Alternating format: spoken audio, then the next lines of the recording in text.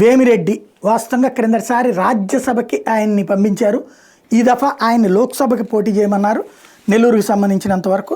అయితే అకస్మాత్తుగా ఆయన హైదరాబాద్ వెళ్ళిపోవడం తన ఫ్యామిలీతో కలిపి అన్నటువంటిది చర్చకు వచ్చింది. ఏంటి అంటే అక్కడ ఉన్నటువంటి కార్యకర్తలకు కూడా నేను కొంతకాలం పాటు సైలెంట్ అయిపోతున్నాను అని చెప్పారు. ఎందుకు అంటే అనిల్ యాదవ్ని తీసేసి అక్కడ అజీజ్కి ఇవ్వడంతో ఆయన ఆగ్రహించారన్నటువంటి తెలుగుదేశం అనుకూల పత్రికలు రాస్తున్నాయి. విలువలేని రాజకీయాలు తనకు వద్దంటూ రాజ్యసభ సభ్యుడు వేమిరెడ్డి ప్రభాకర్ రెడ్డి నిర్ణయించారని సమాచారం. నెల్లూరు సిటీ సమన్వయకర్తగా Nellore deputy mayor MD Khalil Ahmed నియమిస్తూ సీఎం జగన్ తీసుకున్న నిర్ణయంతో ఆయన తీవ్ర మనస్తాపానికి గురయ్యారని పార్టీ వర్గాలు చెబుతున్న నెల్లూరు లోక్సభ సభ్యుడిగా బరిలోకి దిగాలని కోరుతున్న జగన్ తనను సంప్రదించకుండా మాట మాత్రమే చెప్పకుండా నెల్లూరు సిటీ సమన్వయకర్తగా ఖలీల్ను నియమించడం మీద వేమిరెడ్డి అసంతృప్తిని వ్యక్తం చేసిన వెల్లడించే విశ్వసనీయ వర్గాల సమాచారం మేరకు శనివారం తన కార్యాలయ సిబ్బందితో ప్రభాకర్ రెడ్డి సమావేశమయ్యారు. విలువలేని చోట ఇమడలేనని, నెల్లూరు లోక్సభ బరిలో తాను నిలబట్టడం లేదని చెప్పినట్టుగా తెలిసింది.